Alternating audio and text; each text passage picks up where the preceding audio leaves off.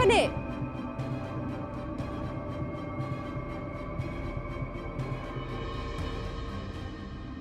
ওখানে কে আছেন?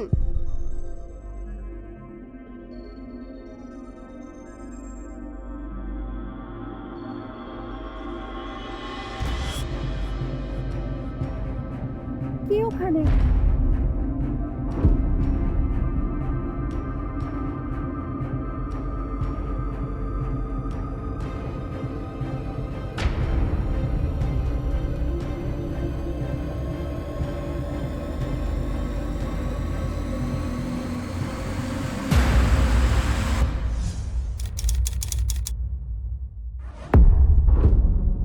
আরে তুমি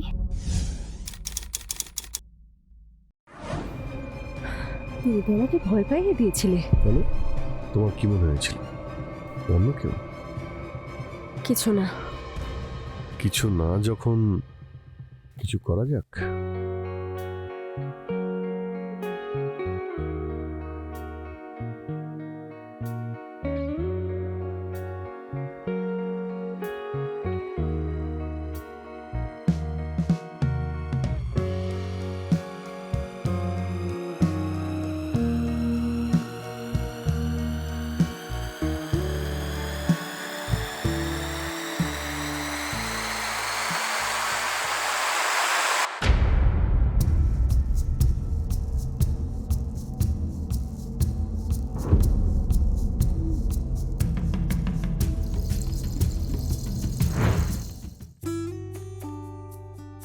আরে এবার তুমি থামো তো। আর কত ভালোবাসবে তুমি? ঠিকই বলেছ, খুব ভালো কথা। তুমি তো এখানে বাপের বাড়িতে খুব ভালোই আছো, আর আমি ওখানে একা। তুমি জানো আমার কি অবস্থা হচ্ছে তোমাকে না দেখে? আচ্ছা, আর যখন আমি ওখানে থাকি তখন তো বারবার জিজ্ঞেস করো বাপের বাড়ি কবে যাবে, আমি তবে একটু শান্তি পাবো, ইত্যাদি ইত্যাদি। আর এটা তো সব স্বামীরাই তাদের স্ত্রীকে বলে থাকে। এই কথাটা এত সিরিয়াস নেওয়ার কি আছে? অ্যাকচুয়ালি ব্যাপারটা হলো যে যখন ভালোবাসার কেউ যখন কাছে না থাকে তখনই তার ভ্যালু বুঝতে পারা যায়। আচ্ছা, তাহলে আমার ভ্যালু বুঝতে পেরেছো? অ্যাবসলিউটলি 100%, একদমই ঠিক। সেই জন্যই তো আমি তোমায় নিতে এসেছি। কিন্তু আমি তো তোমার সাথে যেতে পারবো না। কেন? আরে মা, বাবা আর ভাই গ্রামে গেছে। আমার ঠাকুরদার দাদা আসলে মারা গেছেন, সেই জন্য ওদের যেতে হয়েছে। তো তুমি গেলে না? না, বাড়িতেও তো কাউকে থাকতে হবে। আজকাল কত চুরি হচ্ছে বলো। ঠিক। তাহলে একটা কাজ করি, আমিও এখানে থেকে যাই।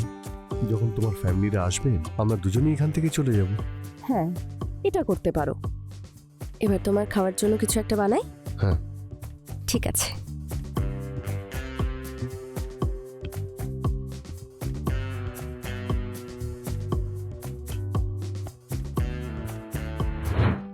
নমস্কার, আমি কাঞ্চন অবস্থি আরও একবার আপনাদের সবাইকে স্বাগত জানাচ্ছি এই ক্রাইম চক্রে একটা নতুন এপিসোডে, একটা নতুন কাহিনী নিয়ে। রিতেশ আর শীতল একে অপরকে খুব ভালোবাসতো, আর বিয়ের পরে একে অপরের সঙ্গে সুখে শান্তিতে জীবন কাটাচ্ছিল। যদিও প্রতিটা পরিবারে কিছু না কিছু নিয়ে ঝগড়া হয়েই থাকে, আর স্বামী স্ত্রীর সম্পর্ক এমন একটা সম্পর্ক যেখানে ঝগড়াঝাটি না হলে লাইফে কিছু একটা অভাব বোধ হয়। যখন দুটো বাসনের একসঙ্গে ঠোকা লাগে তখন আওয়াজ তো হবেই। ব্যাস, এই গল্পটাই প্রতিটি পরিবারের স্বামী স্ত্রীর সম্পর্কের। রিতেশ আর শীতলের মধ্যেও এমনই ছোটখাটো ঝগড়াঝাটি হওয়ার জন্য শীতল নিজের বাপের বাড়িতে চলে আসে, আর বেশ কিছুদিন ধরে ওখানেই থাকছিল। রিতেশ শীতলকে নিজের সঙ্গে নিয়ে যাওয়ার জন্য নিজের শ্বশুর বাড়িতে গিয়ে পৌঁছয়, কিন্তু সেখানে শীতলের বাড়িতে কাউকে দেখতে না পেয়ে ওখানেই কিছুদিন থেকে যায়।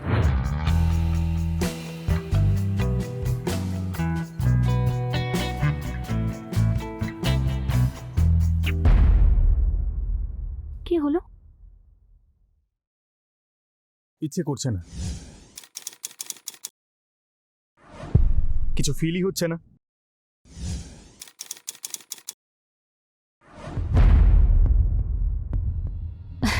তোমার কিছু ফিল হয় নাকি? কতদিন হয়ে গেল আমি এক নারীর সুখ পেলাম না, শুধুমাত্র না মরে কোনো মতে বেঁচে আছি। সারাদিন বাড়ির কাজ করব, তোমার সেবা করব, সেই সব কাজ করি যা তোমার ভালো লাগে। তাতে তুমি কোনো দয়া করো না। আমার ওয়াইফ তুমি, আর একজন ওয়াইফকে তার হাজবেন্ডের জন্য এসব করতেই হয়। হ্যাঁ, বউ তোমার, কিন্তু চাকর নই।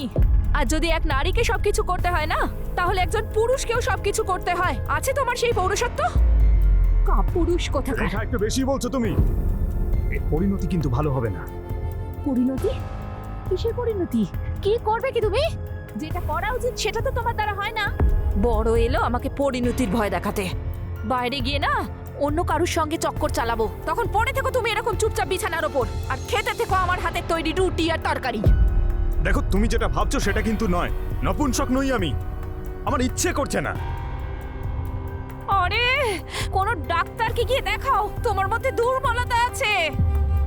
কতদিন হয়ে গেল আমাদের বিয়ে হয়েছে? আমাকে বিয়ে করে তুমি আমায় কি সুখ দিয়েছো একবার ভাবো। বড় এলেন, হাট!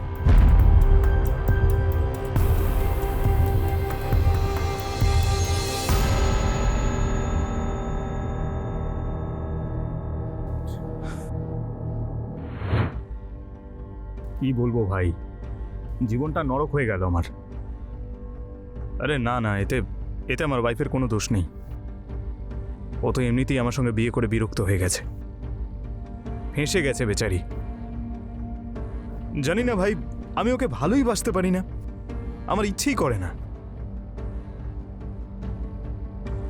তোর কি মনে হয় সত্যি কোনো প্রবলেম আছে আমার মধ্যে? ডক্টরকে দেখানো উচিত নাকি? রোজকার ঝামেলা আর ভালো লাগছে না আমার। আরে ভয় লাগে ভাই, ও যদি বাইরে কোথাও চক্কর চালায় তাহলে তো আমি আর কাউকে মুখই দেখাতে পারবো না সমাজে। কখনো কখনো মনে হয় সবকিছু ছেড়ে দিয়ে কোথাও পালিয়ে যাই,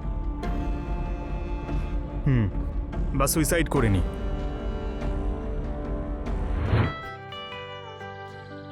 চারিপাশটাকে শান্ত, তাই না? কোথাও কেউ নেই। তো কি করতে ইচ্ছে করছে? ধ্যাৎ পাগল, আমি তো এমনিই বলছিলাম যে আজকাল আর মানুষের পার্কে ঘুরতে ভালো লাগে না, শুধু বাড়ি আর ফোনের মধ্যে ঢুকে থাকে। আরে কারোর কাছে তোমার মতো এত একজন সুন্দরী বউ তো নেই, তাই না? সেই জন্য তারা ফোনে অন্যের বউকে খুঁজতে থাকে। তোমার তো শুধু আমার সাথে ফ্লার্ট করার একটা বাহানা দরকার। তো আবার কি করব, একটা কাজ করি, অন্য কোনো মহিলাকে পটিয়ে নিই। এক কাজ করি, অবিবাহিতা মেয়ে না, একজন বিবাহিতা মহিলাকে ফাঁসাবো, সব থেকে বেস্ট হবে। ওর জীবনে সুখী থাকবে, আমিও আমার জীবনে সুখে থাকবো, দুজনে শুধু ফ্লার্ট করার জন্যই দেখা করব। আমি না তোমায় একেবারে শেষ করে ফেলবো, বুঝেছো? আরে আমি মজা করছি গো, এত সিরিয়াস হয়ে যাচ্ছ কেন? একটা আর্জেন্ট কল আছে, এক সেকেন্ড। ঠিক আছে।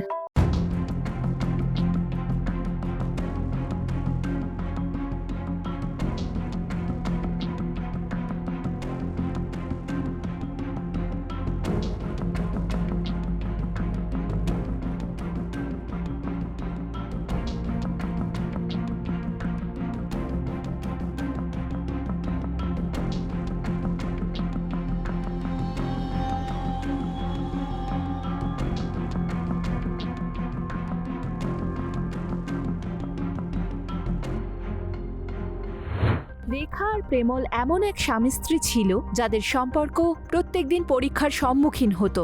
সেই পরীক্ষা রেখাকে নয় বরং প্রেমলকে দিতে হতো, পৌরসত্বের পরীক্ষা। আজকের যুগে পুরুষ শব্দটাকে এইরকম ভাবে ব্যবহার করা হয় যেন এটা খুব শান্তিপূর্ণ একটা শব্দ। প্রেমল রেখাকে বিয়ে করার পর সেই সুখ দিতে পারছিল না যা প্রত্যেক পুরুষ এক নারীকে দিয়ে থাকে, শারীরিক সুখ। এই জন্য দুজনের সম্পর্কে খুব তিক্ততা ছিল। প্রেমালের মধ্যে কি কোনো শারীরিক দুর্বলতা ছিল, নাকি ও রেখার প্রতি আকৃষ্ট হতো না? সে যাই হোক না কেন, বেশিরভাগ সম্পর্কেই একজন আশা নিয়ে বসে থাকে আর আরেকজন খুবই প্রেশারের মধ্যে থাকে, আর এই প্রেশারের জন্যই জীবনের বাঁচার ইচ্ছে অতটা থাকে না। আর এমনই প্রেমলের সঙ্গে ঘটেছিল।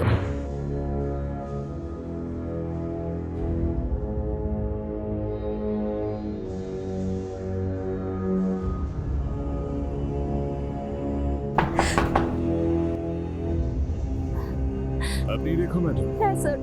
আপনি পুলিশ স্টেশনে ফোন করেছিলেন? হ্যাঁ স্যার, আমিই করেছিলাম ফোন। কেন, কি হয়েছে?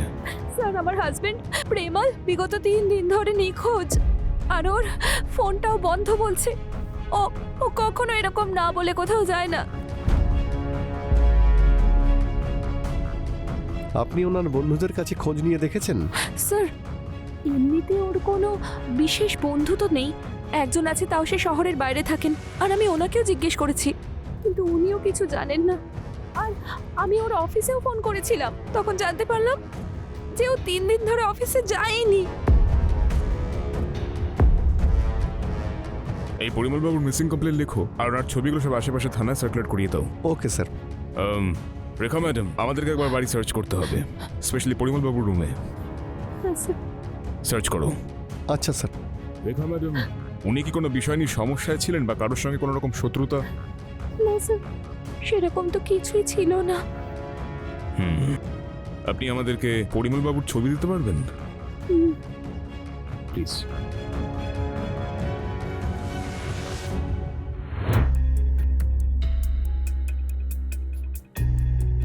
ঠিক আছে, ওকে। কি হলো, এত আর্জেন্সি কিসের? স্যার, ডেড বডি পেয়েছি। কোথায়? ওইদিকে স্যার। স্যার, বডিকে পোস্টমর্টমের জন্য পাঠিয়ে দিয়েছি। স্যার, ছুরি দিয়ে বারবার আঘাত করা হয়েছে। বডি দেখে মনে হচ্ছে স্যার যে 48 ঘন্টা আগে মার্ডার হয়েছে। বডি সবার আগে কে দেখতে পেয়েছে? স্যার, যারা নমুনা তোলে। বডির আশেপাশে কিছু পেয়েছো? মোবাইল আর পার্স ছাড়া কিছুই পাওয়া যায়নি স্যার। কোনো মেয়ের বডি?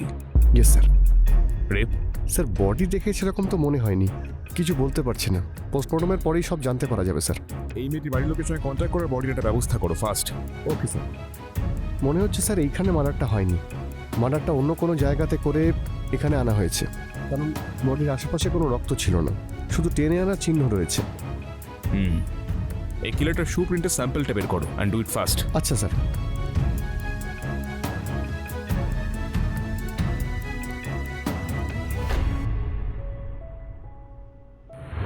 একদিকে প্রেমল 3 দিন ধরে বাড়ি থেকে নিখোঁজ ছিল।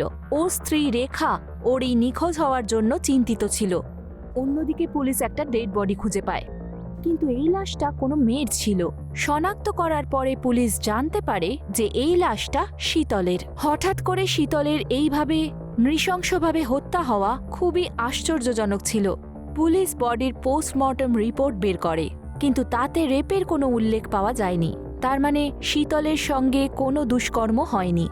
কিন্তু হঠাৎ করে ওর হত্যা কি করে হলো? আর কে থাকতে পারে এই হত্যাকাণ্ডের পিছনে? কোনো সিরিয়াল কিলার ছিল কি, যে লোকেদের ধরে ধরে প্রাণে মেরে ফেলছিল? প্রেমল আসলে কোথায় নিখোঁজ হয়ে গেল?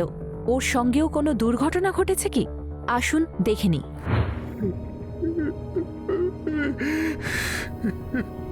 রিতেশ বাবু, নিজেকে সামলান।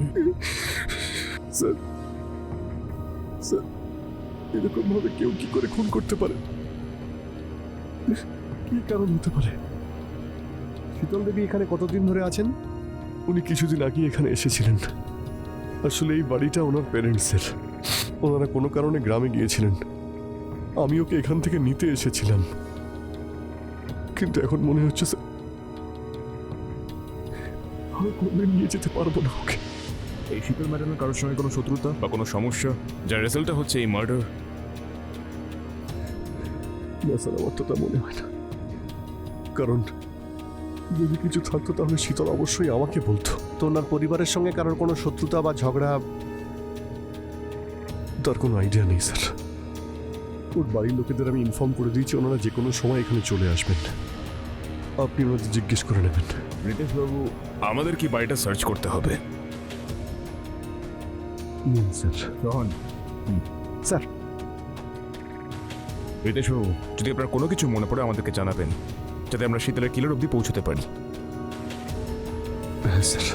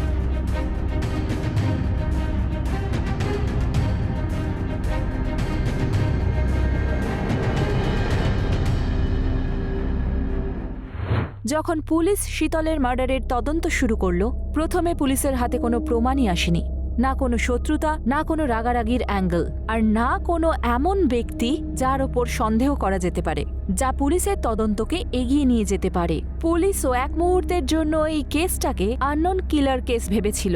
তারপর এমন কিছু হয় যা পুলিশ ডিপার্টমেন্টকে এই কেসটাকে সলভ করতে সাহায্য করে। যখন শীতলের বাড়ির তল্লাশি নেওয়া হয়, তখন পুলিশ সেখান থেকে শীতলের ল্যাপটপ খুঁজে পায়, যেখানে মেল বক্স চেক করার পরে প্রেমলের মেল দেখতে পায়। খোঁজ খবর নেওয়ার পর এটা জানা যায় যে প্রেমল যে কোম্পানিতে ছিল সেখানে শীতলও বিয়ের আগে জব করত। তারপর হঠাৎ করে একদিন প্রেমলের সেলফোন অন হলো আর পুলিশ লোকেশন ট্র্যাক করে ওকে ধরে ফেললো। তুই নিরুদ্দেশ হওয়া নাটক করছিলিস? বল, কেন মারলি শীতলকে? ফোন করে তুই নিরুদ্দেশ হয়ে গেছিলি? আরে নিজের স্ত্রীর কথা তো একবার ভাবতে পারতি। বেচারি কত টেনশনে ছিল। বল, শীতলকে কেন খুন করলি? স্যার, আমি শীতলকে মারিনি স্যার। তুই আর বাঁচবি না। আমরা তোর প্রত্যেকটা মেল পড়েছি যেগুলো তুই শীতলকে পাঠিয়েছিলি, যে তুই কিভাবে ওকে ভালোবাসা জালে ফাঁসিয়ে নোংরা কাজ করতে চেয়েছিলি। বল। স্যার, আমি শীতলকে খুব ভালোবাসতাম। অনেক বছর ধরে অফিসেও আমার জুনিয়র ছিল। আমি শীতলকে এত ভালোবাসতাম যে আমার বউকে আমি ভালোবাসার নজরে দেখতেই পারতাম না। সেই জন্য আমার বউ আমাকে নপুংসক ভাবত। আমি আমার বউকে ডিভোর্স দিয়ে শীতলকে বিয়ে করব ভেবেছিলাম। বিয়ে করার কথাও ছিল, কিন্তু শীতল না বলে দিল। স্যার, শীতল, আমি তোমাকে খুব ভালোবাসি। আমি আমার বউকে ছেড়ে দেব। তুমি প্লিজ আমাকে বিয়ে করো। দেখুন স্যার, আপনি লিমিট ক্রস করছেন। আমি আপনাকে ভালোবাসি না, আর না আমি কোনোদিন এমন কিছু হিন্ট দিয়েছি যাতে আপনার মনে হয় যে আমি আপনাকে ভালোবাসি। আর দেখুন, আমার বিয়ে হতে চলেছে। প্লিজ আপনি আমার থেকে দূরে থাকুন। শীতল,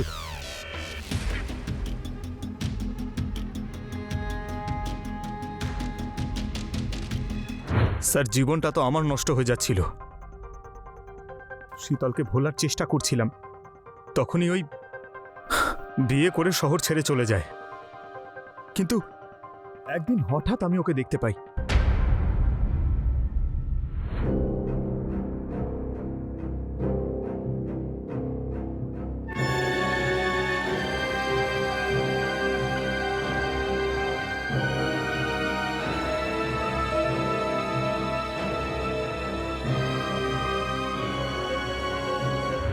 আমি না তোমাকে প্রাণে মেরে ফেলবো যদি এরকম কিছু করো। আরে আমি মজা করছিলাম, তুমি এত সিরিয়াসলি নিয়েছো?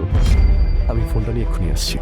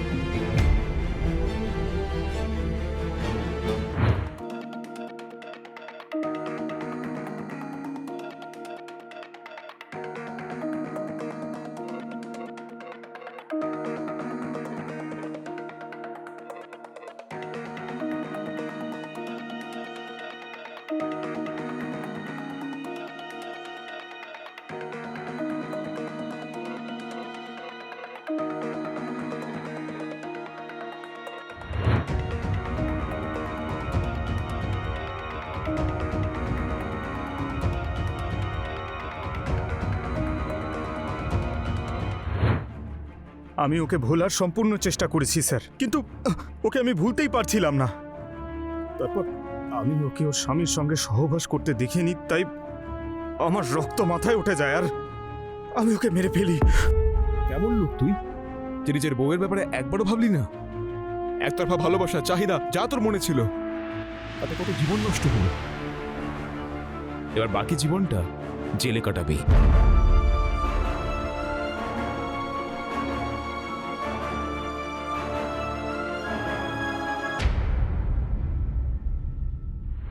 প্রেমলের একতরফা ভালোবাসার চক্করে 4টে জীবন নষ্ট হলো। রেখা, রিতেশ, শীতল আর প্রেমলের নিজের জীবন। মানুষ ভালোবাসায় এমন অন্ধ হয়ে যায় যে ঠিক ভুলের পার্থক্য করতে ভুলে যায়। নিজেদের ব্যক্তিগত জীবনে নিজের স্ত্রীকেই সুখে না রেখে প্রেমল মনে মনেই এক জগৎ বানিয়ে ফেলে। আর সেই জগতে ও শীতলকে একতরফা ভালোবাসতে শুরু করে। ও মনে করত যে শীতলও ওকে ভালোবাসে, যে কারণে ও শীতলকে তার স্বামীর সঙ্গে হাসি খুশি দেখতে পারেনি। তাই হিংসে আর রাগের বশে ও শীতলকে দেখা করতে ডাকে আর তাকে মৃত্যু মুখে পৌঁছে দেয়। যাই হোক, আইনের হাত থেকে কেউ বাঁচতে পারে না। আমি হলাম কাঞ্চন অবস্থি, আর এখন আমি বিদায় নিচ্ছি। আবার দেখা হবে ক্রাইম চক্রের একটা নতুন এপিসোডে, একটা নতুন কাহিনী নিয়ে। ততক্ষণ সাবধানে থাকুন, সতর্ক থাকুন। জয় হিন্দ।